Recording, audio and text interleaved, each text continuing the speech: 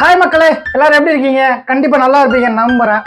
கிட்டத்தட்ட 18 வருஷம் போராடி ஜெயிச்சிருக்க ஆர்சிபி டீமுக்கு, விராட் கோலிக்கு, அவங்களோட ஒட்டுமொத்த டீமுக்கும் ஒரு மிகப்பெரிய வாழ்த்துக்களை சொல்லிட்டு இந்த வீடியோ ஆரம்பிக்கலாம்.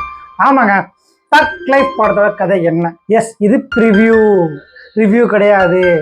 பார்க்காதவங்க திருப்பி சொல்றேன், ஒரு படத்தோட கதையை இதுதான் அப்படின்னு தீர்மானிக்கிறதா ப்ரிவ்யூ செக்மெண்ட்டு. ஸோ வாங்க டேட்டா வீடியோக்குள்ள போயிடலாம். பரவாயில்ல இருக்க வேணாம். உலக நாயகன் சிம்பு இப்படி பலரோட நடிப்புல நம்ம டேரக்டர் மணிரத்னத்தோட இயக்கத்துல ஏஆர் ரஹ்மானோட இசையில வெளியே வர போற, நாளைக்கு ரிலீஸ் ஆக போற தக் லைஃப் படத்தோட கதை இதுதான். வாங்க டேரக்டர் வீடியோக்குள்ள போகலாம். ஓடியாங்க ஓடியாங்க சோறு ஓடாங்க ஓடியாங்க ஓடியாங்க ஓடியாங்க ஓடியாங்க சோறு ஓடாங்க ஓடியாங்க ஓடியாங்க ஓடியாங்க ஓடியாங்க சோறு ஓடாங்க ஓடியாங்க. எஸ், ஒரு 2 நாள் முன்னாடி போட்டிருப்பேன். அந்த முத்தத்துக்கு காரணம் என்ன? 75 வயசு ஆயிடுச்சு. இந்த வயசுல இந்த மனிதனுக்கு கிசிங் சீன்லாம் தேவையாது, லிப்லாக் கிசிங் சீன் தேவையா? இங்க 90s கிறிஸ்டிய பொண்ணு கிடைக்காம அலையும் போது அப்படின்லாம் பேசும்போது நான் சொல்லியிருந்தேன், அந்த படத்தோட அந்த கதைக்கு தேவைன்னா மட்டும்தான் ஆண்டவர் அந்த விஷயத்தை பண்ணுவார் அப்படின்னு.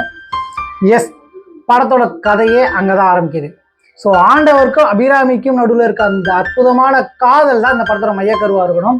அதே சமயம் படம் ஒரு டெரரிஸ்ட் ஓரியன்டாக ஆரம்பிக்குதுன்னு நினைக்கிறேன். ஸோ கண்டிப்பாக நம்ம ஆள் எப்படி ரங்கராய சக்திவேல் நாயக்கன் அப்படின்னு சொல்கிறாரோ, அது நாயக்கன் அல்ல நாயகன் அப்படின்றத இந்த படத்தில் தக் லைஃப் மாதிரி ஒரு தக்கு கொடுப்பாங்கன்னு நினைக்கிறேன்.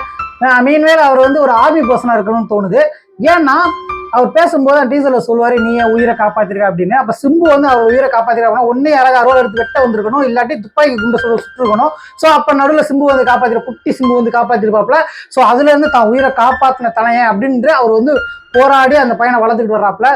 ஸோ அப்படி இருந்தா ஒரு மனுஷன் ஒரு பெரிய டான் ஆகிறாப்ல. ஏன்னா ஆல்ரெடி நாயகன்ல ஒரு மிகப்பெரிய டான் தான் நம்ம ஆளு. ஸோ பம்பாய்க்கு மறுபடியும் போறாங்க. ஸோ சொந்த ஊர் வேற, சொந்த ஊர்ல யார் அப்படின்னு காட்டுறதுக்காக தான் அவங்க ஒரு ட்விஸ்ட் அந்த ஃபைட்லாம் காட்டுறாங்க. ஸோ கிட்டத்தட்ட என்ன சொல்றது, 7ஆம் அறிவு சூர்யா மாதிரி இருக்காப்புல ஆண்டவர். கண்டிப்பா அந்த ஃபைட் அனல் பறக்கும்னு நினைக்கிறேன். அது என்னவோ தெரியல, பம்பாய் தான் போடுமா டான்னா, ஏன்னா கேபிட்டல் ஆஃப் த சிட்டி அப்படின்றத சொல்லலாம். வேற ஊரா செலக்ட் பண்ணலாமே, மேபி தெரியல, டிஃப்ரெண்டா இருந்துச்சு அப்படின்னா நல்லா இருக்கும். பட் படத்தோட வில்லன் சிம்பு அப்படின்ற மாதிரி காட்டுறாங்க. ஏன்னா ஆண்டவர் கழுத்தையே பிடிக்கிறார் அப்படின்றாங்கல்ல. பட் ஆனால் படத்தோட வில்லன் சிம்புவா இருக்க வாய்ப்பே கிடையாது. ஏன் தெரியுமா? கமல் சிம்பு, சிம்பு கமல், இவங்க 2 பேருக்குள்ள ஒரு பாண்டு ஸ்டேஜ்ல பார்த்துருக்கோம். ஸோ அப்படி இருக்க பட்சத்தில் கமல் சிம்புவை வில்லனா பண்ண விட்டுருக்க மாட்டார். ஆனா படத்துல ஒரு சேடு வரும். என்ன சொல்றதுன்னா, நாசர் வில்லன் மாதிரி எல்லாமே அமரம் தான், அப்படின்னா நான் எதுக்கு அப்படின்னு. அந்த ஒரு லைன் உங்களுக்கு தலைவா படத்துல வர்ற நம்ம அவர் யாரு, சரண்யா மேடமோட ஹஸ்பண்ட் பொண்ணு, அவரை ஞாபகப்படுத்தலாம். பட் ஆனா நாசர் தான் வில்லன் அப்படின்னா இல்லை. அப்ப யார் தான் வில்லன் அப்படின்னு யோசிக்கிறீங்களா? எஸ், திரிசா தான் மிகப்பெரிய வில்லன். அது எப்படின்னா டீசர் பார்த்துருப்பீங்க தானே. ஸோ அபிராமி ஆல்ரெடி அவங்க மேல அவ்வளோ உயிர் வச்சிருக்க நம்ம ஆண்டவர் எதுக்காக திரிசாட்டா madam I am only your Adam அப்படின்னு சொல்லணும். ஸோ அதுதான் ட்விஸ்டே. ஸோ இவங்க 2 பேருக்கு உண்டான காதல், அபிராமிக்கு என்ன ஆச்சு, அபிராமியை பிரிச்சது யாரு, திரிசா என்ன பண்ணாங்க, திரிசாவுக்கு இவங்களுக்கு என்ன சம்பந்தம், திரிசா எப்படி உள்ள வர்றாங்க. ஏன்னா ஒரு சாங் வருது சுகர் பேபி அப்படின்னு. சீரியஸ்லி நான் இந்த சாங்குமே கேட்கல. நாயகா விடியல் வீரா, அந்த 2 லைன் மட்டும் தான் கேட்டேன். ஏன் கேட்கல அப்படின்னா, ஒரு படம் பார்க்கும்போது நமக்குள்ள அந்த சாங்ஸை கிரகிக்கணும் அப்படின்னு ஆசைப்படுவேன் நான். இன்னொரு முக்கியமான காரணம், அந்த பாடல்ல அவங்க படத்துல கதையை சொல்லியிருப்பாங்க. ஸோ நம்மளா கெஸ் பண்ணது சரியா இருக்குமோ இல்லையா அப்படின்றது நான் கன்ஃபார்ம் பண்ண மாதிரி ஆயிரும். அந்த ஃபுல் பாட்டை கேட்டு ஓகே இவங்க 2 பேருக்குள்ள இப்படி ஒரு காதல் இருக்கு அப்படின்னு சொல்லும் போது அந்த எழுத்துக்கள்லேயே முழு கதையுமே சொல்லியிருப்பாங்க. ஸோ அதனால அந்த பாட்டை கேட்கல. படத்துல நாளைக்கு தியேட்டர்ல என்ஜாய் பண்ணணும் அப்படின்னு நான் வெயிட் பண்ணிக்கிட்டு இருக்கேன். ஸோ திரிசாவோட கேரக்டர் பயங்கரமா இருக்கும். மீன்வைல் சிம்பு கமலுக்கு உண்டான அந்த கிளாஷ் வருதுல்ல, நான் சொன்ன மாதிரி நாசர் திரிசா மூலமா தோண்டி விடுறாங்க. ஸோ திரிசா இன்டைரக்டா, அதாவது மணிரத்னம் பொன்னியின் செல்வன்ல ஐஸ்வர்யா வச்சு பண்ணியிருப்பார்ல, அதே மாதிரி ஒரு கேரக்டர் திரிசா இந்த படத்துல பண்றாங்க. ஸோ படத்தை பார்க்கும்போது உங்களுக்கு ஃபீல் பண்ணுவீங்க, ஓகே சொன்னதெல்லாம் கரெக்டா ஐயப்பா அப்படின்னு. இல்லை அப்படின்னா நான் ரொம்ப சந்தோஷம் தான் போடுவேன். பரவாயில்ல, நம்ம நினைச்சது இல்லாமல் புதுசாக ஒன்று காட்டினாங்க போது அந்த திறமைக்கு மிகப்பெரிய ஆட்ஸ் ஆஃப் சொல்லலாம் அப்படின்னு மணிரத்னத்துக்கு மிகப்பெரிய ஆட்ஸ் ஆஃப் சொல்லலாம். சீரியஸ்லி மணிரத்னம் அந்த டீசர் ட்ரெய்லர் கட் பண்ணும்போது செக்கச்சி வந்த வானம் மனசில் வச்சு கட் பண்ணி பண்ணிக்கிறேன். உங்களுக்கு விஷயம் சொல்கிறேன், செக்கச்சி வந்த வானத்தில் கடைசி கட்டில் அந்த படம் முடிஞ்சதுக்கப்புறம் விஜய் சேதுபதி சிம்பு சுட்டதுக்கப்புறம் ஒரு பெரிய கட் வரும், ரிப்போர்ட் அப்படின்னு. அந்த ரிப்போர்ட்டில் ஒரு லைனில் வரும், நீங்கள் கவனிச்சிருப்பீங்களான்னு தெரியல.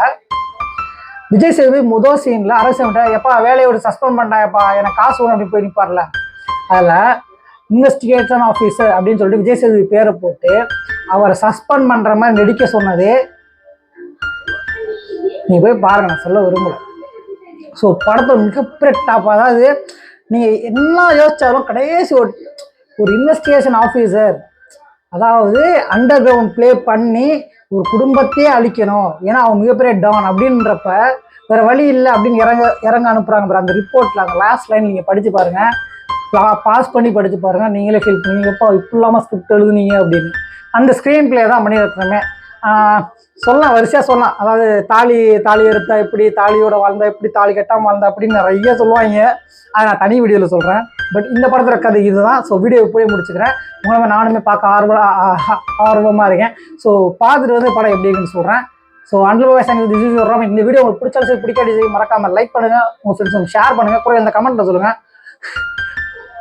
மறக்காம உங்க ராபினோட நம்ம ஓல்ரே சேனல் சப்ஸ்கிரைப் பண்ணி பெல் பட்டனை கிளிக் பண்ணுங்க. அனுபவ நான் காதலன் பப்பா விண்வெளி நாயகா விடியல் வீரா டைகர் கா ஹுக்கும்.